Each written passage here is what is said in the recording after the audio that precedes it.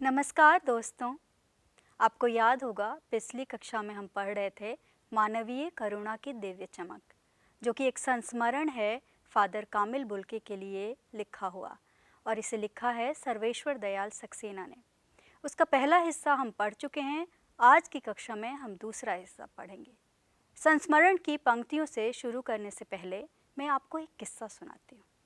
किस्सा ज़रूरी है, इस पाठ में नहीं दिया हुआ है, फिर भी आपको फादर के व्यक्तित्व और पाठ के एक हिस्से से जुड़ा हुआ नज़र आएगा।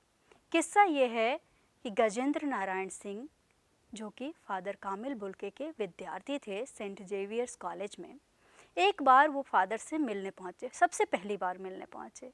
क्या हुआ कि दरवाज़ा बंद था और उन्होंने दरवाजे पर थोड़ा नॉक करते हुए कहते हैं ना, उन्होंने कहा, मे आई कम इन।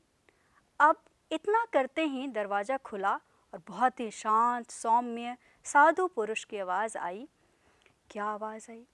उन पर भागलपुरी सिल्क के चादर लपेटे हुए शांत गंभीर बैठे हुए व्यक्ति ने एक नज़र डाली और कहा, दरवाजे पर दस्तक लगाते हुए आपने किसी भाषा का व्यवहार किया।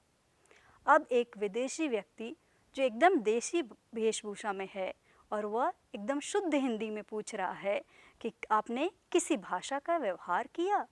अब ये सुनते ही गजेंद्र नारायण सिंह की तो हालत ख़राब हो गई। वो एकदम चुप खड़े रहे और नाराज़ होते हुए फादर कामिल बुल्के बोले, क्या आपकी अपनी कोई बोली नहीं है? क्या आप मैथिल हैं? क्या आप भोजपुरी जानते हैं? क्या आप हिंदी जानते हैं? आप जिस भी भाषा को जानते हो आप मुझसे उसमें बात करेंगे, अंग्रेज़ी में तो कदापि नहीं। तो यह कहीं ना कहीं फादर के व्यक्तित्व के बारे में हमें एक संकेत देती हुई घटना है। जो लेखक भी बताते हैं, फादर की चिंता हिंदी को राष्ट्रभाषा के रूप में देखने की थी। उनकी चिंता ये थी कि हिंदी वाले ही, हिंदी भाषी ही हिंदी की उपेक्षा करते हैं। हम जिस भाषा में जीते हैं, जिस भाषा का व्यवहार करते हैं, उस भाषा से हमें लगाव नहीं है, प्रेम नहीं है। उस भाषा को हम मजबूरी में, अगर हमें मौका मिले तो उस भाषा को हम तुरंत छोड़ दें, और उसके प्रति गर्व का भाव नहीं है। उनको बहुत ही दुख होता था। वो कहीं ना कहीं उनको लगता था, बार बार वो अपनी चिंता इस तरीके से व्यक्त करते थे कि क्या होगा इस समाज का, जिसमें कहीं भी उन्होंने ऐसा नहीं देखा कि किसी समाज और संस्कृति द्वारा अपनी भाषा को इस तरीके से उपेक्षित किया जाए। तो उनको दुख होता था। और आज भी मुझे ये कहते हुए मुझे भी दुख हो रहा है कि मैं जिस भाषा के प्रति यहाँ के निवासियों का जो व्यवहार देखती थी वह बदला नहीं है। हिंदी से ऐसा कोई नहीं है कि फादर के वक्त में एक विदेशी आकर हिंदी से इतना प्रेम करता है, यहाँ की संस्कृति और यहाँ की भाषा से इतना प्रेम करता है कि उस भाषा में शोध कार्य कर रहा है, और अंग्रेज़ी हिंदी कोश भी तैयार किया उन्होंने, क्योंकि हिंदी से उनको प्रेम था। जो भी काम उन्होंने किया वो हिंदी भाषा के प्रेम में किया, यहाँ की संस्कृति के प्रेम में किया। लेकिन हमें क्या है, हमें अभी भी अपनी संस्कृति से वो लगाव नहीं है जितने कि हमें पाश्चात्य भाषा और उस भाषा के दबदबे के प्रति जो हमारा आदर है, या एक तरह से कि ये उस रोब दाब में हम रखते हैं। तो आज भी चीज़ें बहुत ज़्यादा बदली नहीं है। अब लेखक बता रहे हैं कि घर परिवार अपने निजी, इस पैराग्राफ में जो है, इस अनुच्छेद में लेखक जो है वह अपने निजी पारिवारिक संबंध के बारे में इशारा करते हैं। इस पूरे संस्मरण में लेखक यहीं पर जो है वह पारिवारिक आत्मीयता दिखा रहे हैं, नहीं तो पूरे फादर बुल्के के व्यक्तित्व के अलग अलग पहलुओं को उभारते हैं। घर परिवार के निजी दुख और तकलीफ उसी से हमारे जुड़ते हैं ना, जो हमारा बहुत ही घरेलू हो, आत्मीय हो। हम अपने दुख उसी को कहते हैं जिससे हमारा राबता हो, इस तरह से नज़दीकी हो, जैसे फादर और सर्वेश्वर दयाल सक्सेना की है। तो इस अनुच्छेद के बाद आप पढ़ने के बाद आप ये समझ सकते हैं कि फादर और उनके बीच में गहरी आत्मीयता थी, क्योंकि अपनी पत्नी और पुत्र की मृत्यु के समय फादर के शब्दों से झरती विरल शांति, विरल, विरल का क्या अर्थ होता है? अगर आपको नहीं पता तो शब्दकोश से ढूंढेंगे, सारी बातें मैं ही नहीं बताऊंगी, कुछ चीज़ें आपको भी प्रयास करके ढूंढना पड़ेगा, तभी तो पढ़ने का मज़ा है। तो एक व्यक्तित्व का यह पक्ष भी ज़रूरी है समझने के लिए, क्योंकि संस्मरण हम बहुत दूर रहकर भी लिख सकते हैं। संस्मरण हमने किसी को सभा गोष्ठी में लिखा है तब भी लिख सकते हैं, लेकिन सर्वेश्वर दयाल सक्सेना जिसके बारे में संस्मरण लिख रहे हैं, उनसे बहुत ही आत्मीयता थी, नज़दीकी थी, और उनकी सांत्वना, उनका प्रेम, उनका लगाव सब मिला है। अब हम आते हैं एक अंतिम हिस्से में, जब उनकी मृत्यु हुई है। शुरुआत से ये जुड़ रहा है, मृत्यु से लिखना शुरू हुआ है, और मृत्यु में जब पता चला लेखक को और वो गए हैं, तो आपको पता है कि फादर जो हैं ईसाई थे, और ईसाई लोगों का अंतिम संस्कार जो होता है, दाह संस्कार जो होता है, वह दफना के होता है। दिल्ली में फादर की मृत्यु हुई थी, तो उनको यहाँ दफनाने की जो प्रक्रिया हुई वह यहाँ के कब्रिस्तान, निकलसन कब्रिस्तान में हुई थी। तो उसी का वर्णन है कि वहाँ पर कौन कौन थे और कैसे वो आए थे। लेकिन मैं आपको एक और सूचना बता दूँ, कुछ दिनों पहले, कुछ दिनों का मतलब कुछ सालों पहले, रांची से लोग प्रयास कर रहे थे, वहाँ के पादरी जो थे, वहाँ के जो ईसाई समुदाय के लोग थे, कि फादर को, उनकी कर्मस्थली रांची थी, तो वहाँ ले जाया जाए, उनके कब्र को वहाँ ले जाया जाए। उनको सफलता मिल गई, और मेरे ख्याल से 2-3 साल पहले यहाँ के कब्रिस्तान से उन्हें, उनके ताबूत को वहाँ शिफ्ट कर दिया गया है। लेकिन उस समय की बात है जब लेखक 82 में ये लिख रहे हैं, तो वहाँ पर कुछ लोग उपस्थित हैं। फादर का जो अंतिम बार देखा है, तो फादर कैसे थे कि उनकी उंगलियां सूजी हुई थी, ताबूत में थे, और कुछ पादरी थे, रघुवंश जी का बेटा था, और एक उनके और परिजन राजेश्वर सिंह थे, और बाकी लोग। मृत्यु की छाया है इस अनुच्छेद पर। मैं नहीं कहूँगी कि आप लोगों को कभी ऐसा अनुभव हो, लेकिन अगर आपने देखा होगा तो जहाँ किसी की मृत्यु हुई है वहाँ पर बहुत उदासी होती है। भले ही किसी उम्र के व्यक्ति की मृत्यु हो, लेकिन उदासी उन गलियों में, सड़कों पर, पेड़ों पर, पक्षियों तक में दिखती है। लोग इकट्ठा होते हैं, लेकिन उन्हें पता नहीं होता है कि वो क्या बातें कर। बहुत सारे लोग जिनके परिवार हैं, जिनके घर परिवार वंश हैं, जिनके रिश्तेदार हैं, उनकी भी मृत्यु में इतने लोग नहीं होते जितने फादर कामिल बुल्के, जिनकी कर्मस्थली अब रांची थी, जहाँ के ईसाई मसीही समुदाय से वो जुड़े हुए थे। लेकिन वो दिल्ली में कितने सारे लोग, जैनेंद्र कुमार, विजेंद्र स्नातक, अजीत कुमार, डॉक्टर निर्मला जैन, ये सारे लोग जो हैं वो हमारे लेखक हैं, हमारी हिंदी भाषा में इन्होंने काम किया है। इसमें से कुछ लोग अब नहीं हैं और कुछ लोग हैं, और मुझे खुशी है कि कुछ लोगों से मिलने का मौका मिला है मुझे। तो ये सारे लोग वहाँ थे, मौजूद थे, चुपचाप सिमट आए थे, आहटों में, अपरिचित आहटों में दबे हुए थे, सिमटे हुए थे। दूर सड़क चुपचाप थी, अंतिम संस्कार शुरू हुआ। तो मृत्यु का जो सन्नाटा होता है, जो शांति होती है, इस पैराग्राफ में आपको देखने मिलेगा। इस पर वहाँ से और कौन आया था? इलाहाबाद से भी उनके परिचित आए थे, जिसमें डॉक्टर सत्यप्रकाश जी का, जो कि वैज्ञानिक थे, उनके बारे में लेखक ने बताया। गैरिक वसंतधारी, गैरिक गेरुए रंग के कपड़े पहनने वाले वैज्ञानिक थे, वो भी आए थे। उन्होंने कोई बात कही, और फादर पास्कल थे। ये सब नाम जो हैं तथ्यात्मक रूप से, मुझे नहीं लगता है कि ऐसे एक एक नाम के ऊपर कोई प्रश्न बनना चाहिए, लेकिन फिर भी आप जब पढ़ रहे हैं तो यहाँ पर उपस्थित लोगों का, कुछ लोगों का जिक्र हुआ है, जिन लोगों ने उस दाह संस्कार में अपनी भूमिका निभाई है। तो आप उन लोगों के बारे में जानकारी रखेंगे तो बहुत अच्छा रहेगा। और उनको श्रद्धांजलि देते हुए जो सत्यप्रकाश जी ने जो बात कही, वो आप ज़रूर पढ़ेंगे कि उनका अनुकरणीय जीवन, उनका जीवन जो है वह अनुकरणीय। क्या होता है अनुकरणीय जीवन? जिसका हम अपने जीवन में, जिसको उतार सकें, जिसका अनुसरण कर सकें, जिसके पद चिन्हों पर चल सकें। तो फादर बुल्के का जीवन ऐसा था, और ये सिर्फ विनम्रता पूर्वक उनके संस्कार में कहने की बात नहीं है, यह वो यकीन करते हैं, विश्वास करते हैं। लेखक कहते हैं, मुझे विशेष तौर पर यह अनुच्छेद बहुत पसंद है। मैं नहीं जानता इस सन्यासी ने कभी सोचा या नहीं, कभी सोचा था या नहीं कि उसकी मृत्यु पर कोई रोएगा। लोग परिवार, बाल बच्चे, संतान, भविष्य की चिंता क्यों करते हैं कि उनकी मृत्यु पर रोने वाला, उनके मरने के बाद उनको याद करने वाला कोई हो। इस सन्यासी ने सोचा या नहीं सोचा, लेकिन उस क्षण रोने वालों की कमी नहीं थी। अब आप देखेंगे आपकी किताब में ब्रैकेट में लिखा है, नम आँखों को गिनना स्याही को फैलाना है।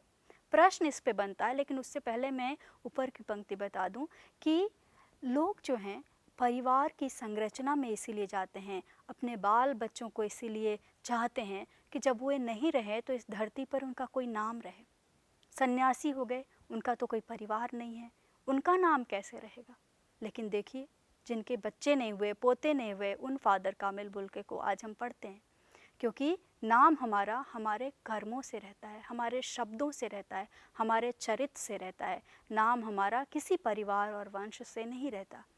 तो यहाँ पर लेखक कह रहे हैं कि इस सन्यासी ने भले नहीं सोचा होगा, इतनी दूर देश में, कहाँ यूरोप बेल्जियम से और कहाँ भारत के रांची में रहने वाले फादर बुल्के, कभी सोचा होगा उन्होंने? नहीं। लेखक कहता है इतने लोग थे, इतनी आंखें नम थीं, इतने लोग रो रहे थे या उनकी आंखें आंसुओं से भरी हुई थी कि उनका जिक्र करना स्याही को फैलाना है। मतलब सिर्फ पैराग्राफ बढ़ाना कि ये आए थे, ये आए थे, ये आए थे। और कहीं ना कहीं इसमें दो बातें हैं कि उनकी आंखें नम थी, यानी उनका जिक्र होगा तो स्याही फैल जाएगी। जब हम कुछ लिखते हैं और हमारे आंसू टपक जाएं तो क्या होगा? स्याही फैल जाएगी। तो अब हम इस पाठ के अंतिम हिस्से में चले गए। अंतिम हिस्से में भी एक बहुत लंबा और सुंदर वाक्य है। जब हिंदी में वाक्य लंबे होते हैं तो उसका अर्थ विद्यार्थियों तक पहुंचने में थोड़ी सी दिक्कत होती है। तो आखिरी वाक्य को मैं फिर बहुत अच्छे से बताऊंगी, लेकिन हम पहले शुरुआत करते हैं इस अनुच्छेद की कि इस तरह हमारे बीच से वह चला गया जो हम में से अधिक छायादार, फल फूल गंध से भरा और सबसे अलग, सबका होकर सबसे ऊंचाई पर मानवीय करुणा की दिव्य चमक में लहराता खड़ा था।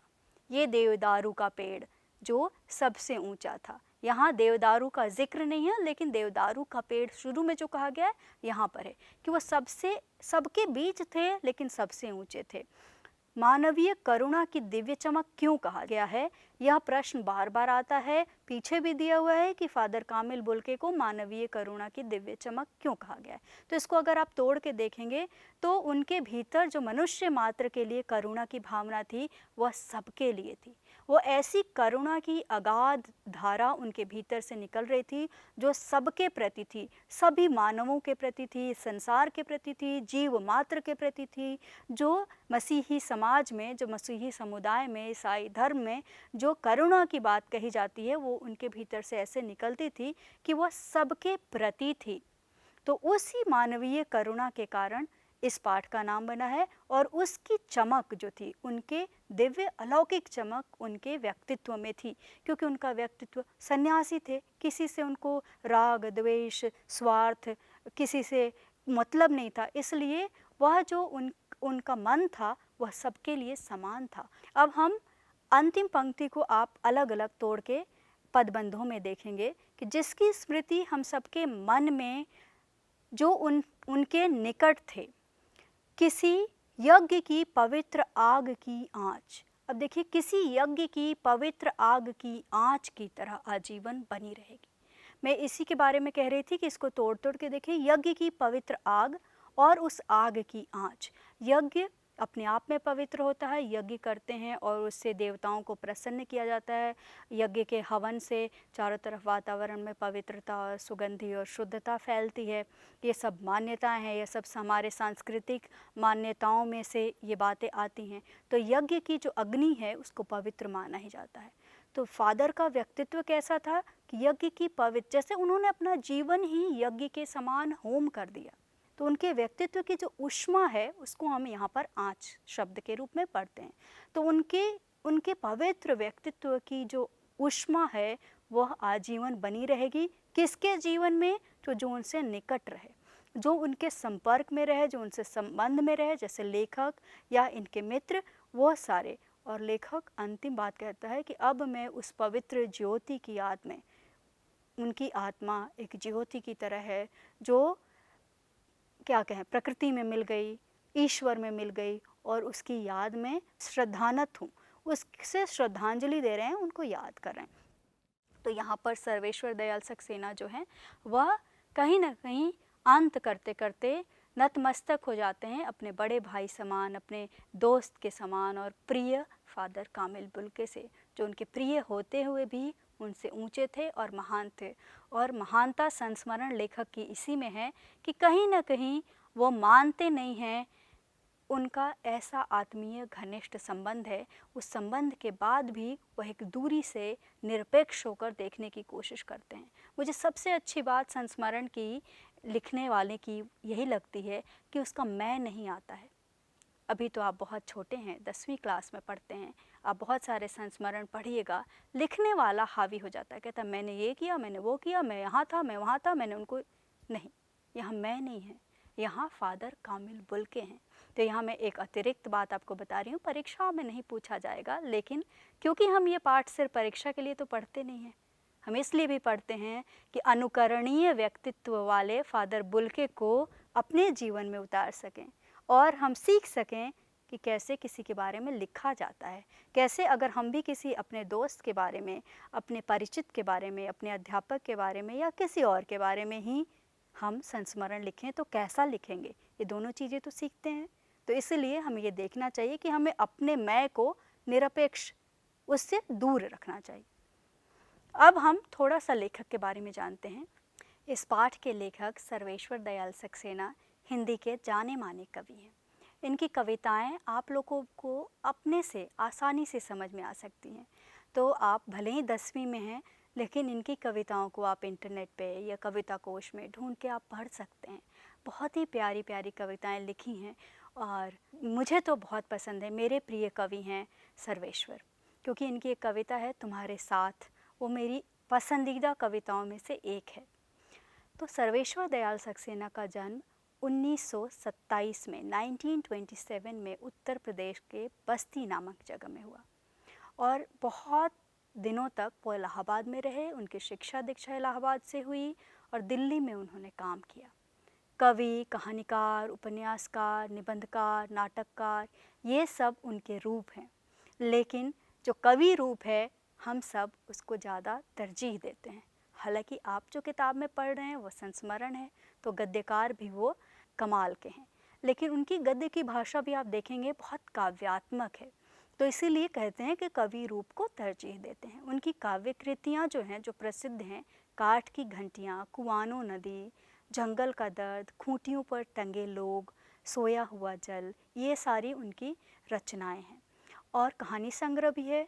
ख़ास तौर पर एक नाटक है बकरी, जो कि मुझे जहाँ तक पता है यह आपातकाल के दौरान लिखा और बहुत प्रसिद्ध हुआ था। और इसमें जो बात है वह व्यवस्था के खिलाफ और अन्याय और दमन के खिलाफ बहुत गहरी बात है। तो आपको कभी मौका लगे तो आप ढूंढ के पढ़िएगा। सर्वेश्वर की पहचान जो है वह मध्यवर्गीय जीवन के सपनों, उसकी आकांक्षा, उसके शोषण, उसके संघर्ष के बारे में बताने की है। उनकी कहानियों में, कविताओं में जो आम मध्यवर्गीय जीवन है, हम जैसे लोगों का जो जीवन है, वो बहुत ही ज़्यादा दिखता है। उसकी करुणा है, उनका संतरास है, यातना है, उसकी खुशियाँ भी है, छोटी बड़ी सारी बातें हैं उनके जीवन में। अब क्या है कि यह जो पाठ है वह मूल रूप से एक संस्मरण है। तो आपको यह भी देखना होगा कि संस्मरण में लेखक ने किस निरपेक्षता का परिचय दिया है, किस तटस्थता का, और कितनी विश्वसनीयता है। विश्वसनीयता तो है क्योंकि संस्मरण लेखक और संस्मरण जिसके बारे में है उन्होंने काफ़ी वक्त साथ में बिताया है, तो इसलिए यह एक कहा जाए तो बहुत भरोसेमंद संस्मरण है जिस पर हमें सहजता से यकीन करना चाहिए। और आप ढूंढेंगे भी तो फादर बुल्के के जिस हिंदी भाषा, हिंदी प्रेमी के स्वरूप को वो बताते हैं, या जन्म के बारे में बताते हैं, या सन्यासी होते हुए भी सन्यासी हैं या नहीं है उसके बारे में बताते हैं, तो अन्य जगहों पर भी ये बात मिल जाती है। तो ये काफ़ी विश्वसनीय है। अब देखिए, हम परीक्षा के कुछ चीज़ों को भी ध्यान में रखकर अभी बातें करेंगे। अब आप सबको पता है कि हमारे सामने जो 40 मार्क्स के क्वेश्चन हैं वह ऑब्जेक्टिव आने वाले हैं। उसमें से आपकी इस किताब से भी गद्यांश पर आधारित बहुवैकल्पिक प्रश्न आएंगे, ऑब्जेक्टिव यानी कि बहुवैकल्पिक, मल्टीपल चॉइस के क्वेश्चन। तो गद्यांश पर आधारित भी आएंगे और कभी कभी किसी भी पार्ट से ऐसे दिया हुआ प्रश्न आएगा। तो इस पाठ को पढ़कर जो आपने समझा, आपकी जो अंडरस्टैंडिंग बनी और जो आप उसका विश्लेषण कर रहे हैं, आप उसको एनालाइज कर रहे हैं, उस पर बनेगा। तो हम उसी अलग अलग तरह के प्रश्नों को देखते हैं। यह प्रश्न अभी सैम्पल पेपर जो बना हुआ है उससे लिया हुआ है, जो मैं आपको डिस्कस करने जा रही हूँ। फादर कामिल बुल्के का हिंदी प्रेम किस प्रसंग से प्रकट होता है? पाठ से प्रसंग लिए हुए हैं, भारत आकर पढ़ना, परिमल के सदस्यों से गहरा नाता, भारतीय संस्कृति के अभिन्न अंग, और उन्होंने प्रामाणिक अंग्रेजी हिंदी कोश तैयार किया। तो तो इन चारों में से कौन सा सबसे सही उत्तर होगा, क्योंकि ये चारों पाठ के अंश हैं, प्रसंग हैं, लेकिन हिंदी प्रेम किस प्रसंग से जाहिर होता है ये आपको सोचना है, ध्यान देना है, कौन सा होगा। मुझे लगता है आप लोग ठीक पकड़े हैं, इसका उत्तर होगा चौथा। फादर की चिंता हिंदी को किस रूप में देखने की थी। यह एक तथ्यात्मक प्रश्न है। राज्य भाषा, राष्ट्रभाषा, जनभाषा, इसमें से कोई भी नहीं। तो आप इसको ध्यान से पढ़ेंगे पाठ को, तो उसमें है कि फादर की चिंता, यही पंक्ति ही दी हुई है कि फादर की चिंता हिंदी को राष्ट्रभाषा के रूप में देखने की है। तो उत्तर बी होगा, राष्ट्रभाषा। तीसरा प्रश्न है, फादर को याद करना उदास शांत संगीत सुनने की तरह क्यों है। ये कहीं ना कहीं इस पाठ के प्रसंग से आपको इसका विश्लेषण मन में करके उत्तर निकालना है। फादर को याद करने से लेखक को दुख होता है, ये बात तो सही है, लेकिन क्या इस प्रश्न का उत्तर ये है। फादर अत्यंत शांत व्यक्ति थे, वो शांत व्यक्ति भी हैं, लेकिन क्या इस प्रश्न का ये उत्तर है। दिवंगत फादर की स्मृति शांति प्रदान करने वाले संगीत की तरह है। मुझे लगता है कहीं ना कहीं ये उत्तर है। और दिवंगत फादर को याद करते हैं लेखक अत्यंत अशांत हो जाता है। तो लेखक अशांत हो जाता है, नहीं नहीं, ये तो एकदम गलत बात है। तो मुझे लगता है कि उत्तर ग होना चाहिए, जो कि हम इस प्रश्न को समझेंगे अगर तो हम रिलेट कर पाएंगे। तो ये ध्यान रखिए कि दी हुई बातें जो विकल्प की होंगी वो सही होंगी, लेकिन उत्तर कौन सा है, कौन सा उत्तर सही है, इस पर ध्यान देना है। मानवीय करुणा की दिव्य चमक किस विधा की रचना है, ये तो मैं शुरू में ही बता चुकी हूँ और मुझे नहीं लगता इसका उत्तर मुझे बताने की ज़रूरत है, आप समझ गए होंगे, संस्मरण है। आखिरी प्रश्न की तरफ हम बढ़ते हैं। फादर की तुलना देवदारू के वृक्ष से क्यों की गई है। वे देवदारू के समान लंबे थे, वे देवदारू के समान पर्वतीय देश के वासी थे, वे देवदारू के समान छायादार थे, वे देवदारू के समान पूजनीय थे। तो लेखक क्योंकि इस पाठ में बताता है कि वे देवदारू के समान छायादार थे, अपने स्नेह की छाया में ले लेता है। तो पूजनीय भी, अगर पूजनीय सम्मानीय हैं भी अगर फादर, लेकिन लेखक इस पाठ में जो टेक्स्ट है हमारा उसमें छायादार बताए हुए हैं, तो इसका उत्तर हमें छायादार देना होगा। तो इस तरह से अलग अलग तरीकों के प्रश्न मैंने आपसे चर्चा इसलिए की कि आप समझ सकें कि कैसे हमें इस पाठ को और इन बहुवैकल्पिक प्रश्नों को देखना और हल करना है। तो मुझे उम्मीद है आपको यह पाठ अच्छे से समझ में आया होगा। आपको फादर कामिल बुल्के के बारे में और जानने की इच्छा होगी, और जैसा मैंने पहले एपिसोड में बताया कि राज्यसभा टीवी ने इन पर एक घंटे का एपिसोड बनाया है जो बेहद उम्दा है और बहुत ही ऑथेंटिक है। तो आप YouTube पर उसे देखकर अपनी जानकारी और बढ़ाएंगे और लेखक की अन्य कविताएं, रचनाएं भी पढ़ेंगे। मुझे उम्मीद है आपने इस पाठ से बहुत सीखा होगा। स्वयं भी कोई संस्मरण लिखने का एक काम करेंगे, किसी के बारे में संस्मरण लिखेंगे आप, और इस तरीके से आप भाषा का भी ज्ञान ले पाएंगे, विधा का भी ज्ञान ले पाएंगे और प्रश्नों को भी हल कर पाएंगे। तो इसी के साथ आज की कक्षा समाप्त करती हूँ। शुक्रिया।